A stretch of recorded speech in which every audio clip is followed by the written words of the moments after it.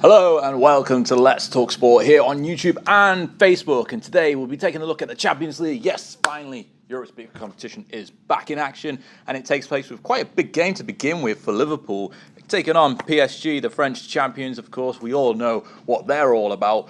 Neymar, Cavani, Mbappe, and now Buffon's in the ranks there. Quite a difficult side to come up against. But then again, Liverpool have previous Champions League experience of going to the final last season, only to be beaten by Real Madrid.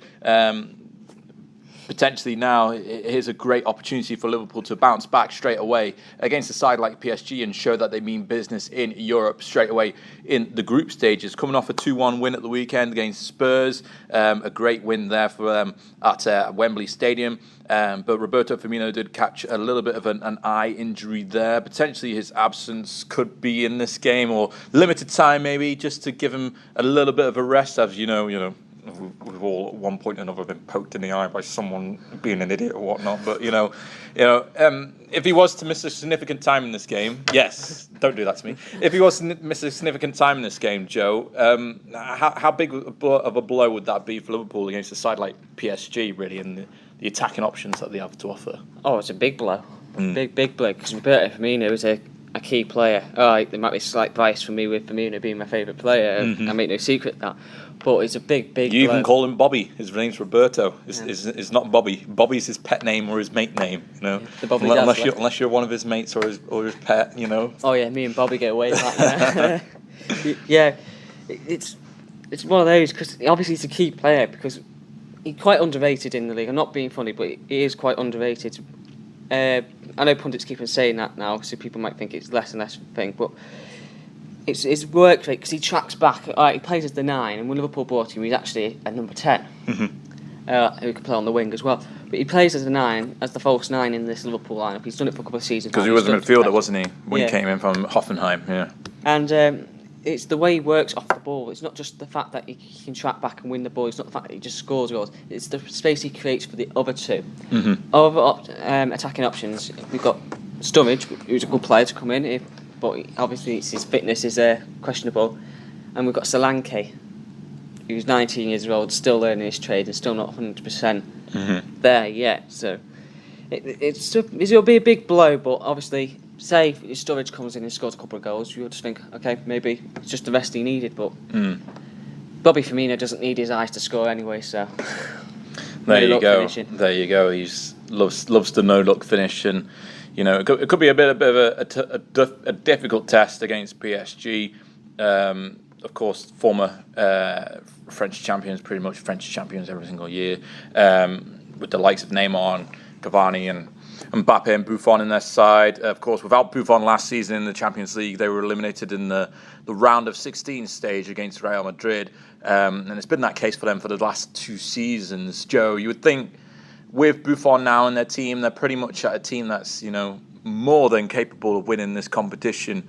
So you would expect them to bring it all and have a strong start against a team like Liverpool, who, only just went to the final last season, and making an impact at Anfield as well would be quite a statement to make for this PSG side that's looking to, finally make waves in the European stage. Yeah, well, first of all, it might be an age in Buffon. People said, what's the point of his transfers? He's just trying to pick up the payday. What he's done, he's looked at the team, hasn't he? He's gone, it's a quality team. I can fit in. I can actually come in and play games. And he's still quality. Goalkeepers can play into the late 40s. They don't always do. What Van der Sar played till he was 43, 44? I can't remember off the top of my head, but yeah, he was still getting old, getting on when he was still at United at that stage, and then eventually went over to the Dutch league for a little bit. But yeah, definitely had age to his character, and so does Buffon, doesn't he? And obviously, class is permanent. Former temporary class is permanent. That old cliche. So obviously that comes into play with Buffon. I think PSG, it's going to be a difficult thing for Liverpool, because obviously defensively we've been quite sound this season. We seem to have found a defensive ball that works together. With Trent Alexander-Arnold on the right back, you got Van Dijk and Gomez in the centre, Robben on the left hand side. So they seem to work quite well together. But they've never really faced the test of the front three of Neymar, Mbappe, and Cavani. The movement, the firepower. It's almost in similarities to what Liverpool offer with Salah, Mane, and Firmino. It's almost as if Liverpool's defence must have been training for this kind of moment for the past year and a half after they figured out that Salah and Mane could be absolute forces alongside Firmino up front. They must be thinking now, we've been training so hard against our own front three that a challenge like Mbappe and Neymar and Cavani would be most welcomed by this defence. Yeah. Do you think they would be able to handle those three players? Do you think, or do you think potentially it might be a little bit of a stretch, and we're going to get into like a whoever scores the most goals kind of cliche as it sounds, but defence performances may go out the window in this one. We could have a high scoring game as to whoever scores the most goals wins. If you looked at the game last season with Liverpool spent last season, I would have gone like the defence is going to struggle because obviously we hadn't got that. It wasn't the full back positions for me that was the problem last season. It was the centre back pairing. Yeah, we seemed to sort that situation. So this season we defended quite well at the most part. Obviously we've had the moments where we've had the lapse in concentration against Leicester and Tottenham. We thought, but take those two isolated occasions, take them away. Liverpool's defence has been quite solid as a whole. Obviously, the opposition, you can argue, all right, they're not as strong of an opposition, but there's potential there for, like you said, they've trained against this front three in training each week, and Jurgen's probably used that over the weekend and throughout the week. He's probably done half the training in the first half of the week, probably for the Spurs game, second half of the training in the second week for PSG, something like that. I would imagine something like that. Yeah. And he's probably used this front three against our defence, like Liverpool's defence, and then gone and used them as an example. I think it's going to be interesting. I think it'd be quite a high scoring affair because I think both defences will struggle against the attacking firepower, if that makes sense. Yeah. But it's going to be interesting. I suppose, like you say, it's probably going to be who scores more wins. Yeah, I think it'll be down to that really, because when you look on the face of it with Liverpool and PSG in the group that they're in, Red Star Belgrade and Napoli. As I mentioned a few weeks ago, I think I could easily see either Liverpool, PSG, or Napoli, coming out of this group at the top of it.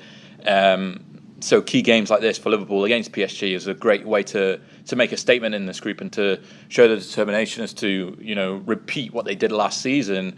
However far-fetched it might have seemed to some people when they played off against City and the form of Roma knocking out Barcelona as well. They were able to bounce from that and to exceed expectations and make themselves into the final. And I think now with this front three and the improved defence, it can certainly could be another occasion where they could go far in the competition. But they'll have to start off by making a statement against PSG. So what do you think the scoreline is going to be in this game in particular? Well, my heart says, as a Liverpool fan, that Liverpool will get the victory here. Right now, it's European night at Anfield. Yeah. But my head says, you look at this game logically, it's a difficult game. Both sides will be up for it. Both sides are strong in an attacking sense. And there's an argument for the defences, depending on whether they're switched on, depends on what's going to happen. So I'm looking at a 2-2 draw here. Yeah, I think draw's fair. But I'm actually going to go for a Liverpool win because I actually think that you already mentioned about the power of European nights at Anfield. I think because of how the whole perception of Neymar has been over the summer with Brazil, and how perception's been, even in Ligue 1 since he came back. He's downgraded his the way that the people perceive and the amount of respect that they show towards him. Mbappe's still a quality player, won the World Cup with France and all that. And Cavani is as well, had a great performance with Uruguay. Buffon as well is going to be an intelligent goalkeeper to try and beat for the likes of Mane and Salah or Firmino if he plays. But I think because of how this Anfield crowd reacts to European nights, I think that they'll be able to get a result against PSG and try and start off this Champions League campaign strong in order to try and get themselves back far into the competition once more. So I'm actually going to go for a 2-1 win for Liverpool, but I wouldn't be surprised if it ends in a draw because of the firepower that PSG offer with Mbappe and Neymar and Cavani. I just think there's so much between these two teams that cancel each other out that it could either be a low-scoring game or a really high-scoring game because neither defense is able to stop anything that the other attacking team has to offer. So it'll be a really close game, I think, and it'll be a really good, entertaining game to watch as a first proper big game that lives up to the hype in the Champions League as well. Any final thoughts before we finish this off? No?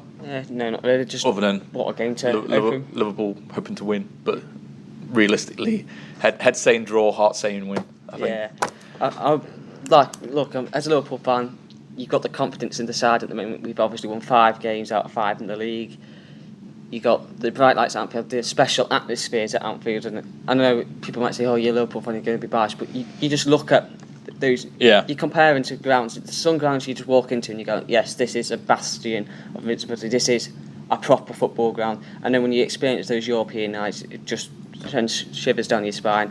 Especially, it could be one of those special occasions. Yeah, we shall see on Tuesday night. What do you think the game will be like on Tuesday night? Let us know in the comment section below. Can Liverpool start off their Champions League campaign with a win, or is PSG going to ruin the party at Anfield? Let us know in the comment section below. But don't forget to like the video, subscribe for more Let's Talk Sport content. We shall see you all very soon.